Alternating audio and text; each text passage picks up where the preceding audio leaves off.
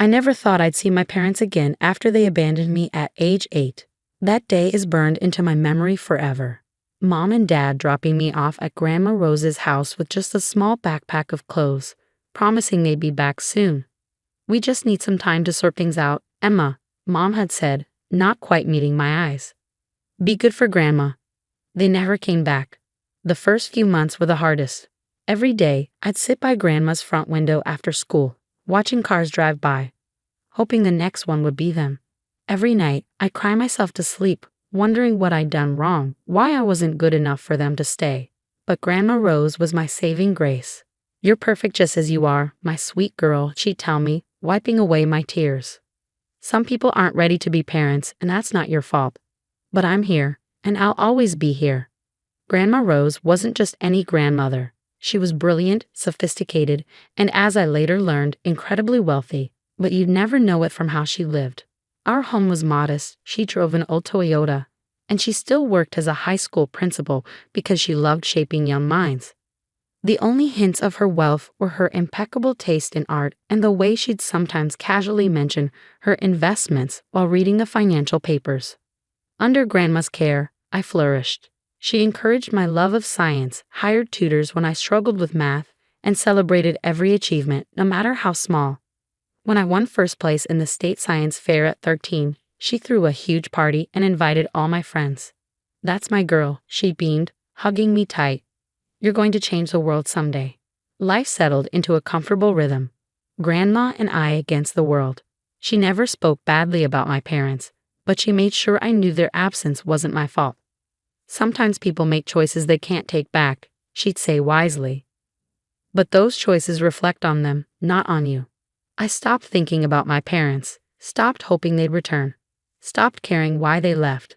I had Grandma, and that was enough. She was more than enough. Then came my 18th birthday. Grandma threw me an elegant party at her favorite restaurant, invited all my friends, and gave me a beautiful necklace, a delicate gold chain with a small key pendant.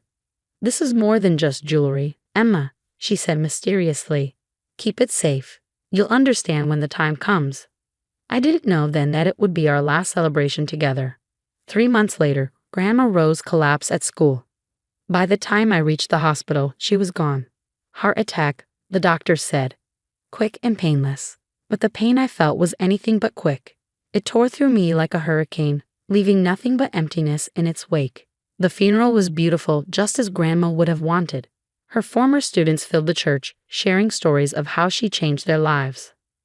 I sat alone in the front row, clutching the key necklace she'd given me, trying to be strong like she taught me to be. That's when I saw them. My parents walked into the church like they belonged there, like they hadn't abandoned their daughter a decade ago. Mom's hair was grayer, Dad had gained weight, but I'd have known them anywhere. My heart stopped, then started racing. They made their way toward me, faces full of what looked like concern. "Emma, sweetheart," Mom said, reaching for my hand. I pulled away instinctively. "We came as soon as we heard. We're so sorry about your grandmother." Dad nodded solemnly. "We know it's been a long time, but we're here now. You'll come home with us, of course. You're still a minor for a few more months, and we're your legal guardians." I couldn't believe what I was hearing. 10 years of silence, and now they wanted to play happy family? "I'm not going anywhere with you," I managed to say, my voice shaking with anger. Grandma Rose was my home. "Now, Emma," Mom said, her voice taking on a stern edge I remembered from childhood.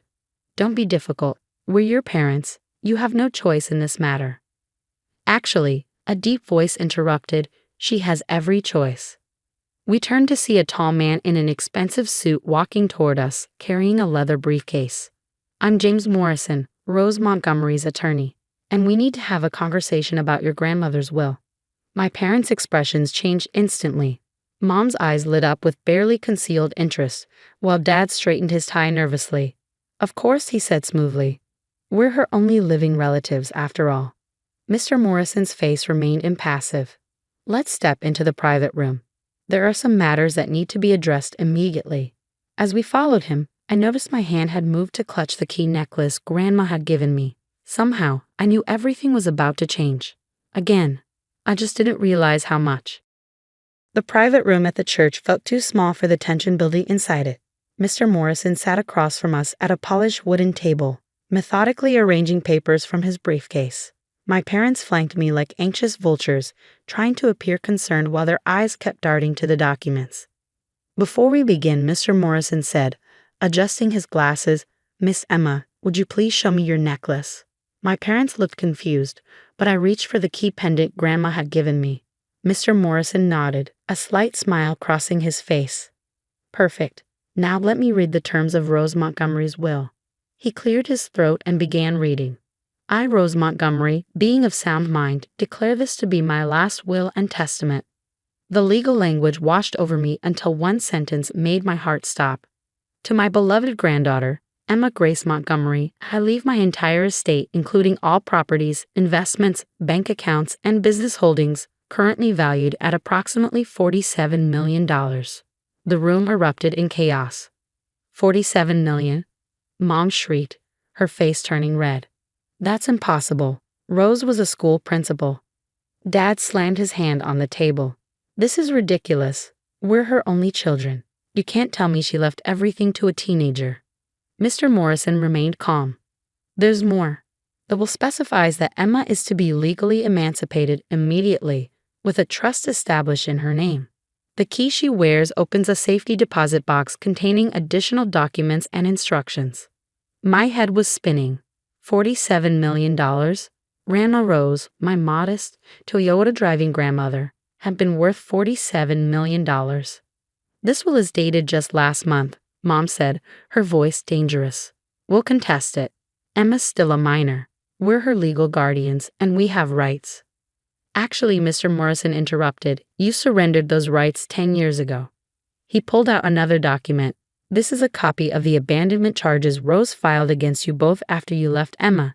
You never responded to the court summons, so she was granted full legal custody. You haven't been Emma's guardians for a very long time." I watched my parents' faces transform. The fake concern melted away, replaced by naked greed and fury. "Emma, sweetie," Mom tried again, her voice honey sweet.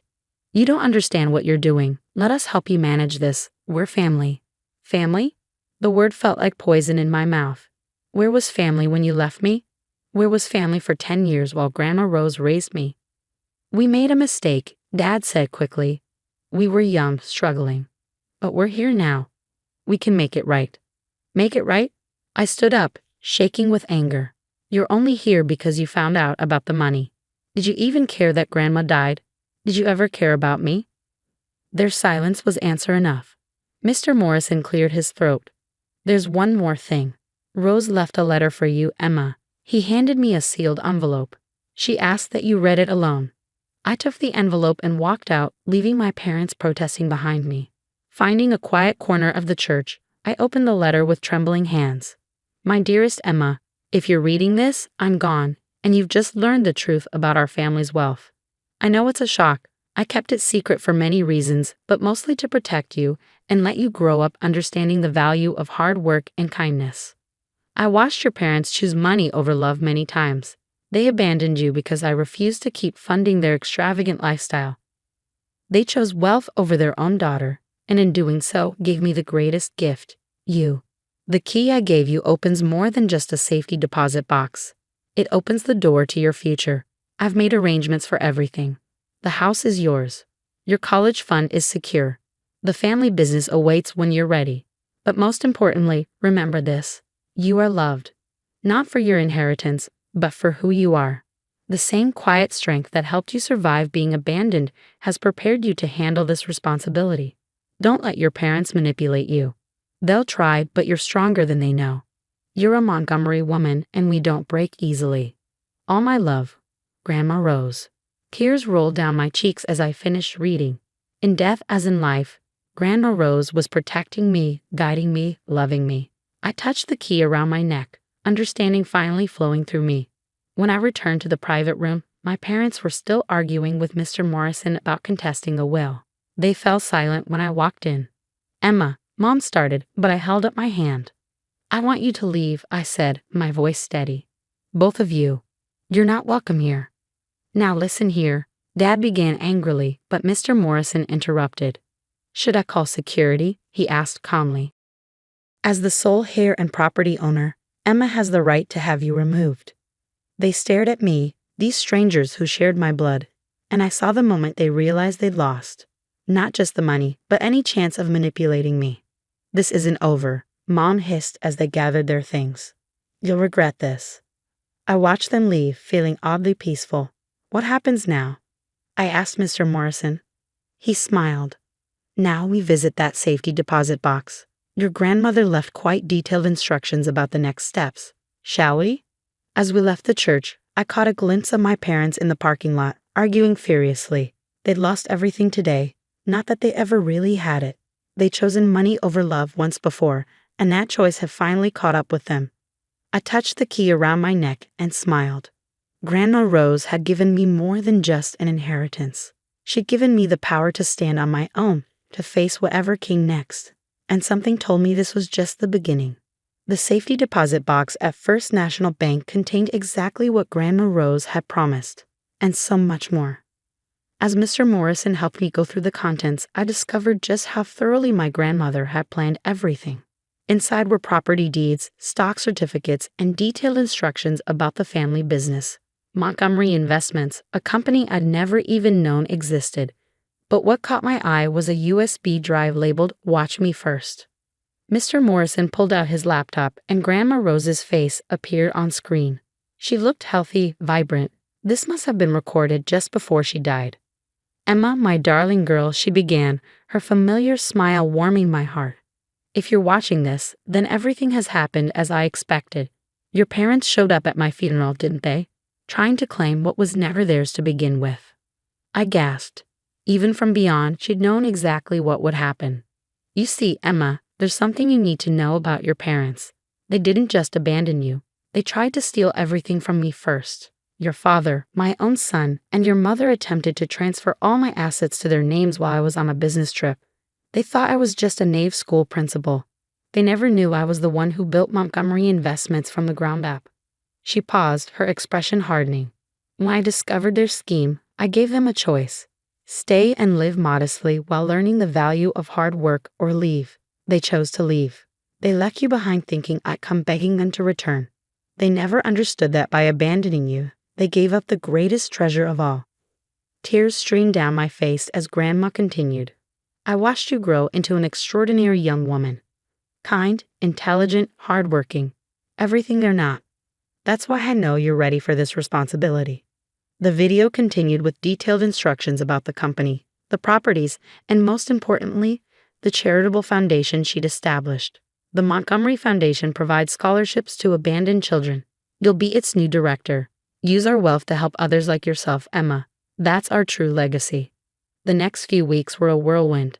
Mr. Morrison introduced me to the company's board of directors, who'd all known and respected Grandma Rose. They welcomed me warmly, ready to guide me as I learned the business. My parents didn't give up easily. They hired lawyers, tried to contest the will, even attempted to prove Grandma Rose was mentally unstable when she wrote it. But she'd been too thorough. Every document was in order, every decision legally sound.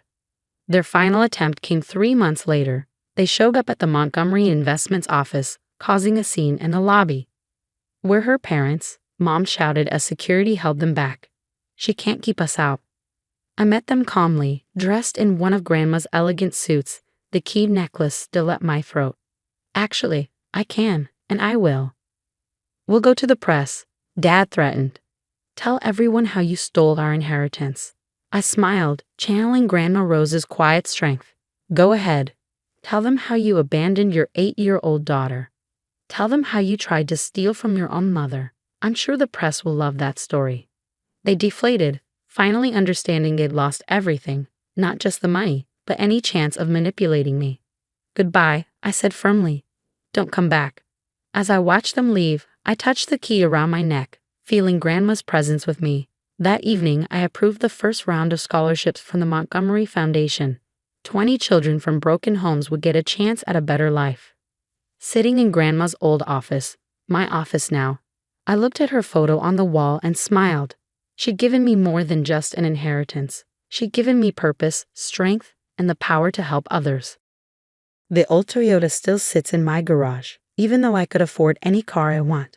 It reminds me of where I came from, of the humble, hard-working woman who taught me that true wealth isn't about money. It's about how you use it to make the world better. Sometimes I wear her old principal's blazer to board meetings. The board members who knew her smile when they see it. They understand. I'm not just Rose Montgomery's hair, I'm her legacy. As for my parents, I heard they moved to another state, telling anyone who will listen about their ungrateful daughter. But their words can't hurt me anymore. I know who I am. I'm Emma Grace Montgomery, and like my grandmother before me, I choose love over money, kindness over greed, and helping others over helping myself. That's what real family does.